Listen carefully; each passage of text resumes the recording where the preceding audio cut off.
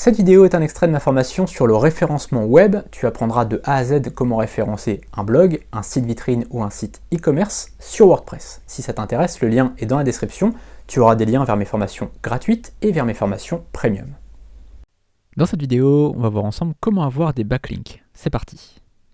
La première chose à faire, c'est de s'inscrire sur des annuaires en ligne. Alors là, je ne parle pas forcément d'annuaires généralistes, mais d'annuaires spécialisés. Les annuaires généralistes, c'est déjà très bien, mais si tu peux trouver un annuaire vraiment dans ta thématique, c'est encore mieux, parce que là, tu vas vraiment avoir des liens qui vont être sur des sites de ta thématique. Aujourd'hui, il y a des annuaires sur plein de thématiques, comme le bien-être, par exemple. Tu trouveras des annuaires vraiment spécialisés sur le bien-être.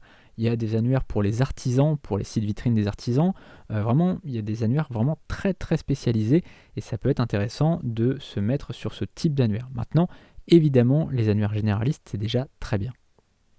La deuxième chose à faire, c'est de mettre des commentaires sur des blogs de la même thématique ou d'une thématique proche.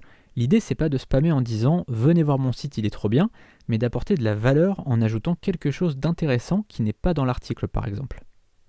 Si vous faites ça, le blogueur finalement il a tout intérêt à accepter votre commentaire, puisque déjà c'est pas du spam, en plus vous allez peut-être le remercier pour son article et donc ça va le valoriser, en plus de ça vous allez améliorer son article puisque vous allez ajouter quelque chose, vous allez ajouter une information, donc ça va améliorer l'article, et en plus vous allez ajouter de la sémantique puisque vous allez mettre des mots-clés, vous allez mettre des choses qui vont améliorer l'article, le positionnement de l'article. Et puis, une fois que le commentaire sera validé, peut-être que le blogueur va vous contacter pour vous proposer un échange de liens, par exemple, ou un partenariat, quelque chose comme ça.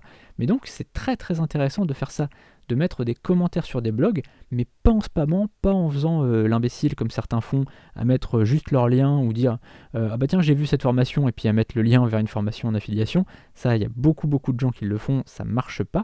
Il faut vraiment créer de la valeur, essayer de faire quelque chose d'intéressant.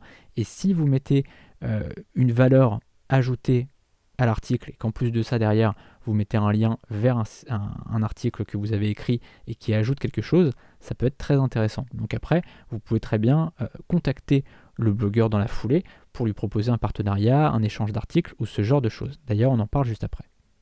C'est la fin de cet extrait. Si tu veux accéder à l'ensemble de cette vidéo, mais aussi à des dizaines d'autres vidéos, je t'invite à rejoindre la formation qui est juste en dessous sur le référencement web. C'est le premier lien qui est dans la description. Mais tu auras aussi le lien vers mes formations gratuites et d'autres formations premium. A tout de suite derrière le lien.